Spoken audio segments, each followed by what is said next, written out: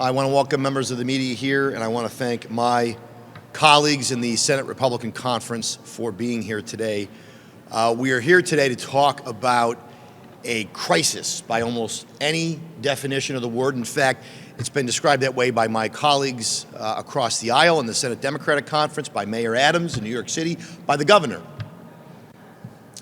Unfortunately, it hasn't been described like that at the federal level, whether it's Secretary Mayorkas or President Biden. We're talking about the illegal migrant crisis that New York is facing.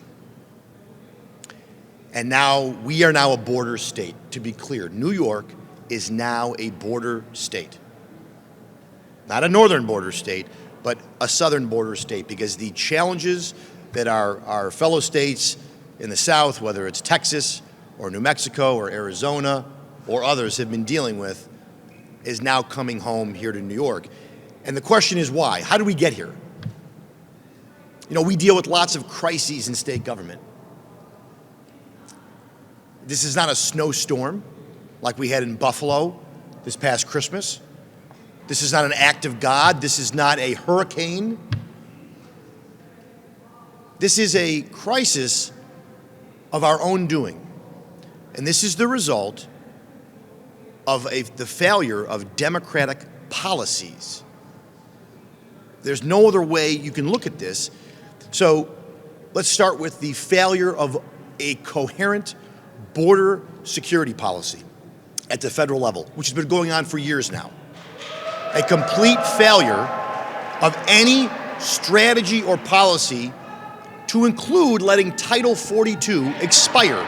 We've known it's expiring for months, and yet not one person that I can recall, from Governor Hochul to the Attorney General to my colleagues across the aisle, or even the mayor, I don't remember anyone standing up and saying, we can't let Title 42 expire. They let it expire. So we have a total failure of any coherent border policy or strategy from the President Biden on down. Then you have a situation where you have New York City and New York State declaring ourselves a sanctuary city or sanctuary state. I don't think my colleagues across the aisle always understood what that really looked like. I think they knew that it sounded good. They thought that it played well. They thought that that meant we care more about people than our colleagues in the Republican conference. But what does it really look like? Well, now we know. This is what it looks like. Mayor Adams has said this has caused New York City to the breaking point. This, and I think about all the challenges that New York City faces, this has pushed it to the breaking point. I think he said it's breaking the back of New York City. But it's their policy. No one made them a sanctuary city. No one made New York State. The Democrats voted to make, I was here when we passed a resolution to declare New York State a sanctuary state. Obviously, the city council for a long time has declared New York City a sanctuary city. Well, this is what it looks like. And they don't have the money. They don't have a plan in place. And so now, despite the fact that we just approved a budget that included $1 billion going to New York City to assist with the migrant crisis. Now, I think a lot of my colleagues in the Republican conference, and maybe some of you in the media, thought when we did that, that was to help New York City better handle the illegal migrants that were there. I don't think anyone ever thought that that was for transportation costs so they could bus these folks to other places in New York State. Ironically, or maybe uncoincidentally, to two places at this point, both governed by Republican county executives. I find that hard to believe that that is a coincidence. I think that Mayor Adams, who criticized, I remember he criticized Governor Abbott and Governor DeSantis specifically, that they were using these folks as political pawns. Shame on them. What is Mayor Adams doing today? He's using these folks as political pawns. Shame on him. Any credibility he had on that issue, he's just tossed away by what he's doing. What are the other ideas we have? Well, I guess we could house them in school gymnasiums. Now, I think they're starting to walk that back. Big shocker. I'm sure they've heard from at least a couple parents who think that's a bad idea. I've heard, what about Rikers Island? A few years ago, we wanted to close Rikers Island.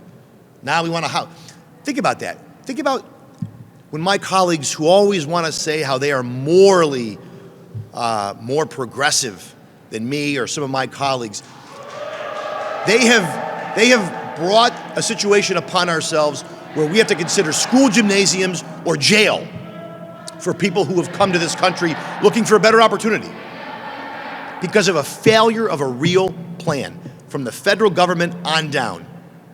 Whether it's President Biden, the governor, I don't know what conversation she's had, but I don't ever remember her saying, we need to extend Title 42. She has a large platform to do so.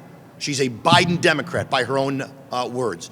She should have met with the president. She should have explained to him how the failures of his administration were impacting the largest city in America, not just in New York State, that were causing the largest city to break its back, and that the federal government needed to do something, both on the southern border and to help New York. That never happened. That never happened. Whatever private conversations may or may not have happened, there was never a public request from her or a meeting that I'm aware of with her and the president to extend Title 42. So you have a series of failures all brought upon by Democratic elected officials, again, from the president to the governor to the mayor to my colleagues across the aisle, and that's where we are here today.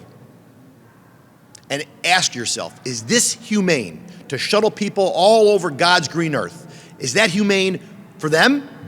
Is it humane to New York residents, to New York taxpayers?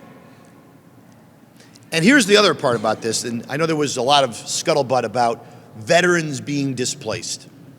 In fact, just the other day, Senator Rolison's Woman of Distinction, a Purple Heart recipient, a Marine Corps veteran, who runs the not-for-profit where the 20 veterans or so were displaced. Here's the sort of the truth that no one ever talks about. Someone's always got to be displaced. When you're bringing in thousands, millions, I don't even know how many it is, tens of thousands of illegal migrants, and you're putting them in different communities, you're putting them in hotels, and you're displacing others. You're taking resources from others. There's no two ways about it.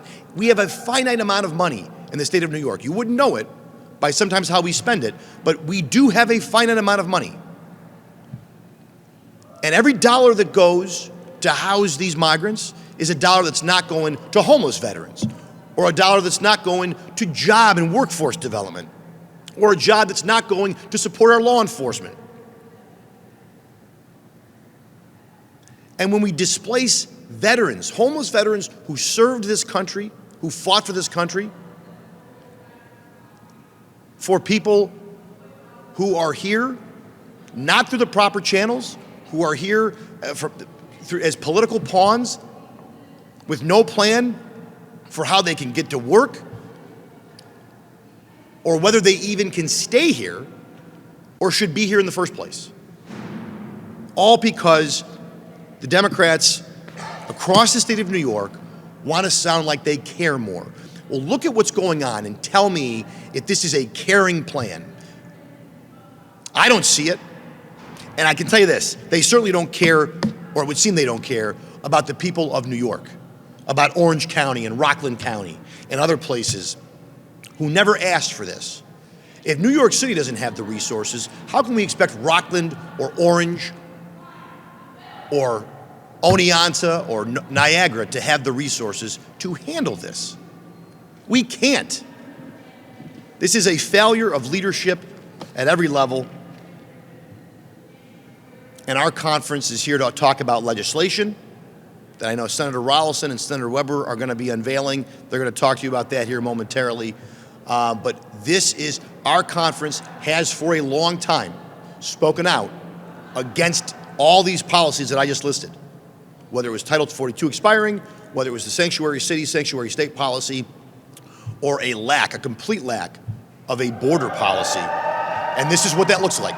This is where it comes home to roost. And being a sanctuary city or a sanctuary state, it sounds nice until you see what it really looks like. And I think that's even true for our counties upstate, in Westchester, in Orange, in Rockland, and other places. This is what it looks like, and we are not prepared for it. We are not prepared for it. And again, this is a failure of leadership. And I call on the governor, I call on the president and the mayor to come up with a real plan and be honest with New Yorkers. Who's going to be displaced? Who's going to pay for it? How are we going to pay for it? What's it going to cost? New Yorkers, the ones who pay the bill, the ones who pay taxes, the ones who fought for this country, the ones who still, for some reason, decide to call this state their home, they deserve to know those answers.